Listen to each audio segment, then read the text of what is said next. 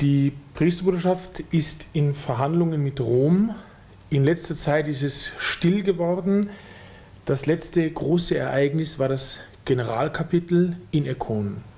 Als Distriktoberer haben Sie daran teilgenommen. Wie bewerten Sie die Wirkung dieses Generalkapitels sowohl innerhalb der Bruderschaft als auch nach außen hin? Zunächst einmal hat dieses Generalkapitel uns eine neue Einheit in den eigenen Reihen geschenkt, die in letzter Zeit ein klein wenig gelitten hat.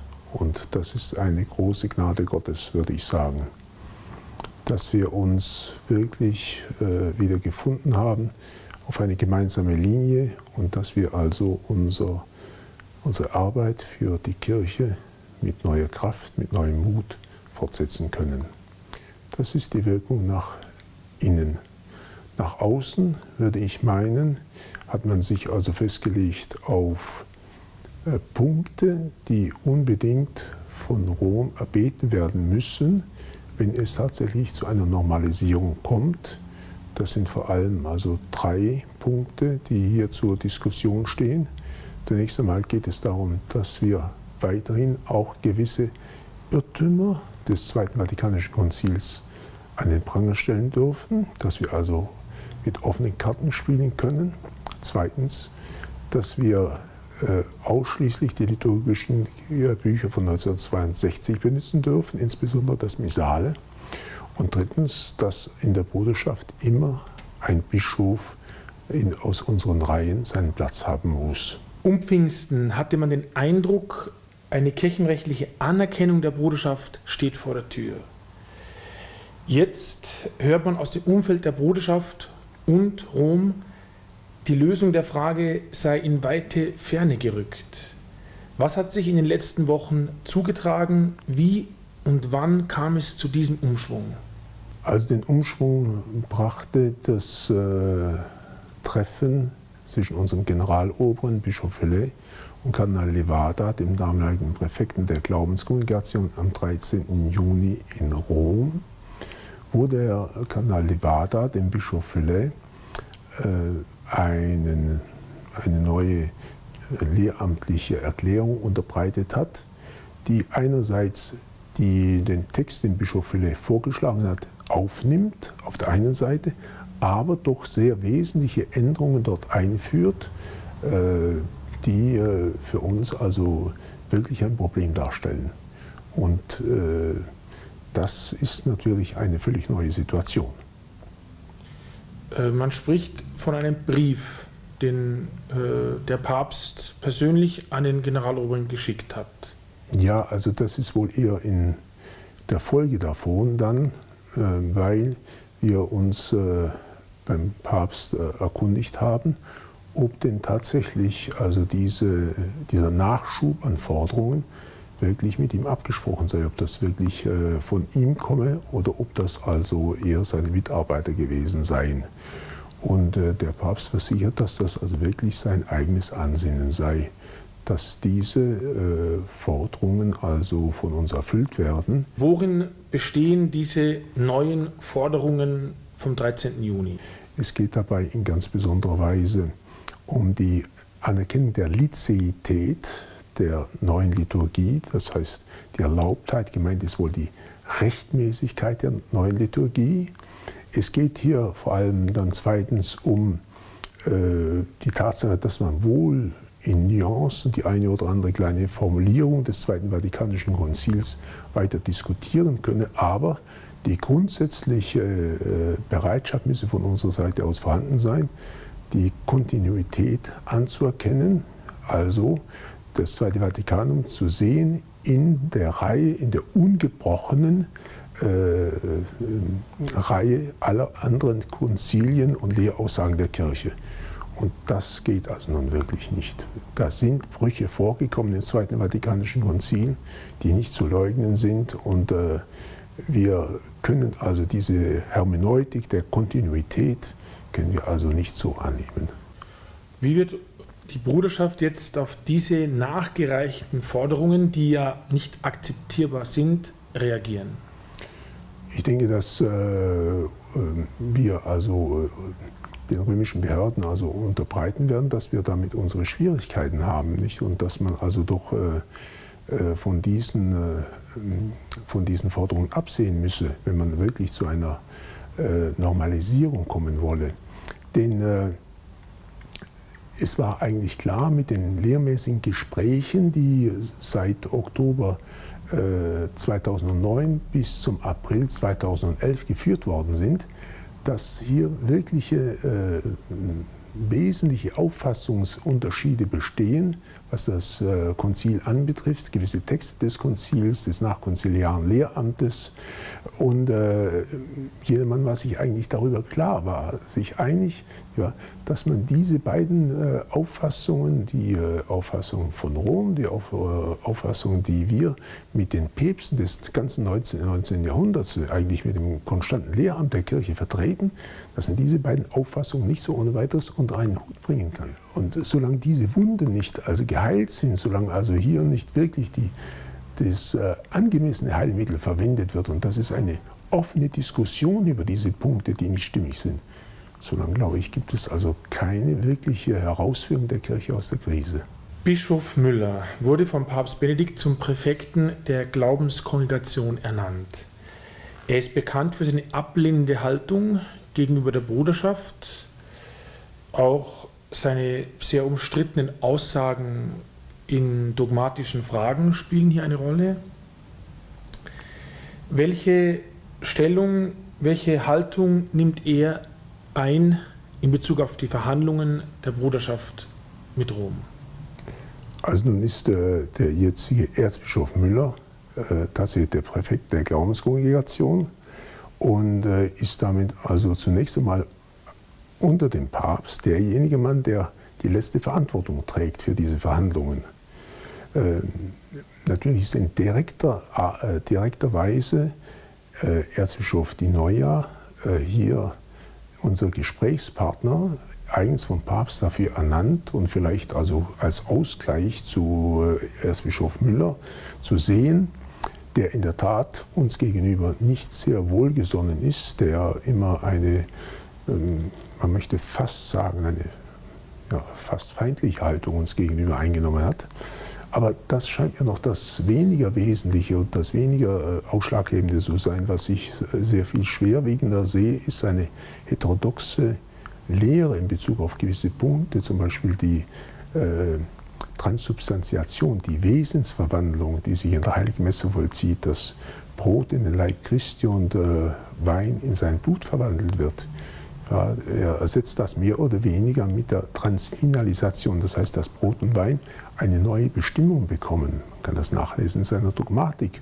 Oder zum Beispiel, er vertritt nicht eindeutig die Tatsache, dass die Wandlung durch die Wandlungsworte zustande kommt.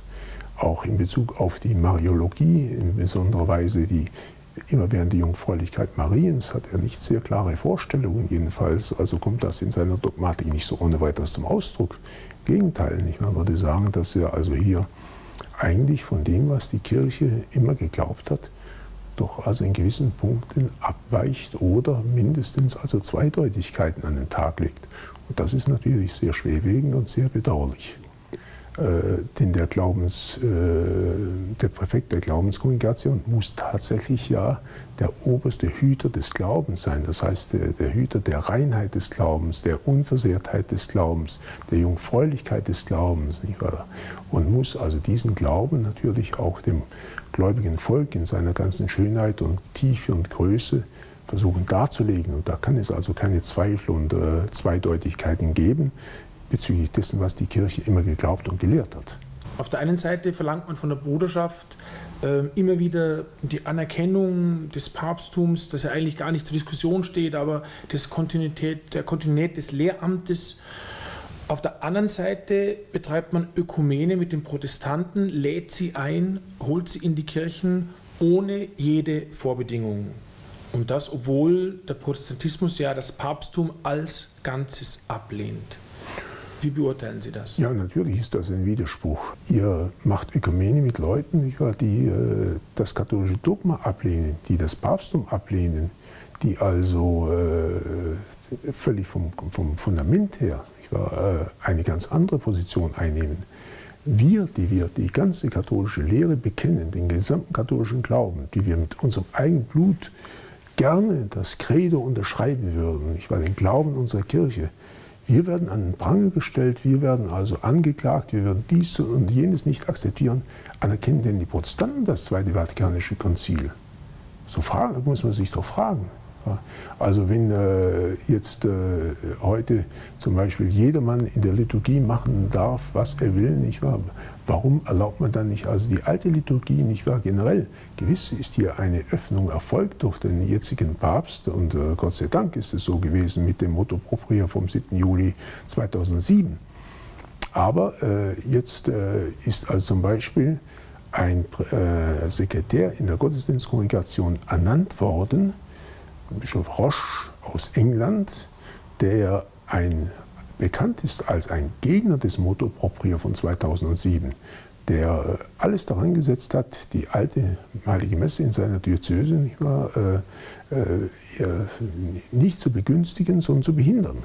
Das sind also Dinge, die doch sehr merkwürdig sind. Wenn die Bruderschaft jetzt auf diese beiden Punkte antwortet und sie negativ beantwortet, das heißt, weder die Lizeität der neuen Messe anerkennt, noch die Kontinuität des Lehramtes, also dass hier ein Bruch stattgefunden hat mit dem Konzil.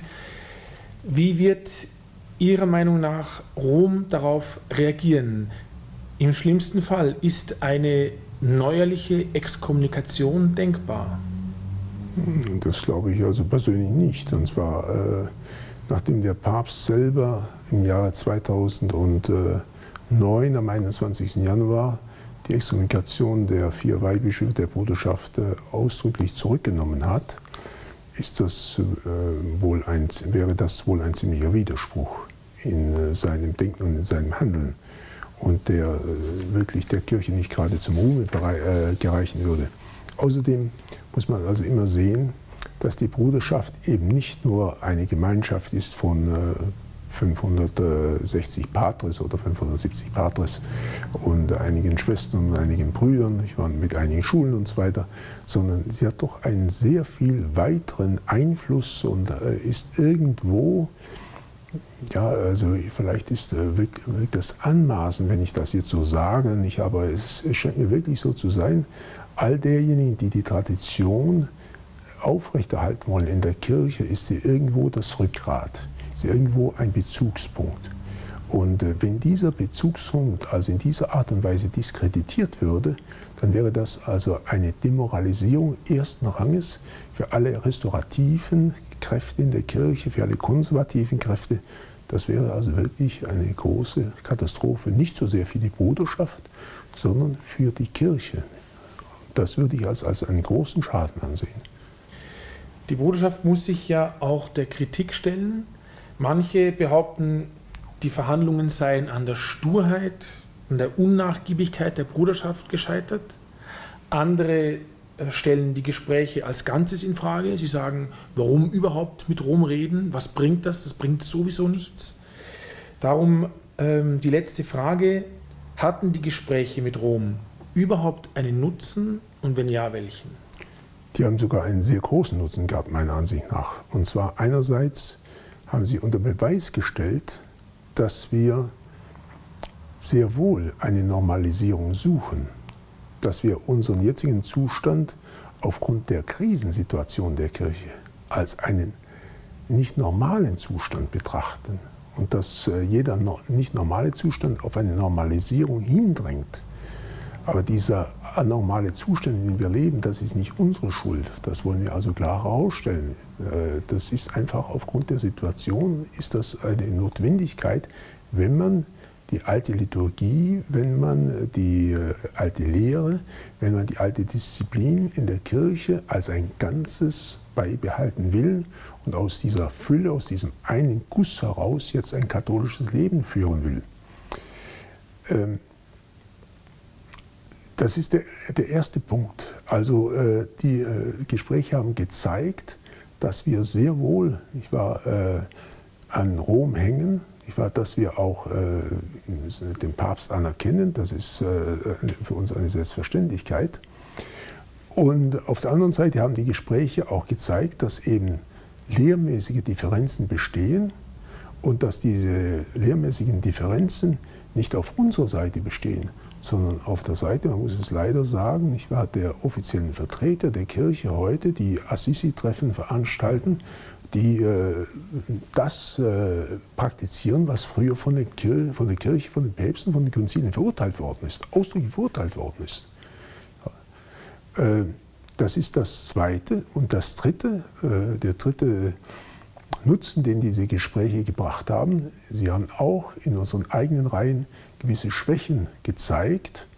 Und das müssen wir in aller Demut zugeben. Und sie haben also auch im Inneren zu einem Klärungsprozess geführt. Wir sind nicht einverstanden mit denjenigen, die grundsätzlich jetzt also Gespräche mit Rom ablehnen. Ich würde so sagen, die Bruderschaft hat nie für sich selber gearbeitet, hat sich nie als Selbstzweck gesehen, sondern sie hat immer das Bestreben gehabt, der Kirche zu dienen, den Päpsten zu dienen. Das hat Erzbischof Lefebvre immer gesagt. Wir wollen den Bischöfen, wir wollen den Päpsten nicht mehr zur Verfügung stehen. Wir wollen ihnen dienen, wir wollen ihnen helfen, die Kirche aus ihrer Krise herauszuführen, die Kirche wiederherzustellen, in ihrer ganzen Schönheit, in ihrer Heiligkeit.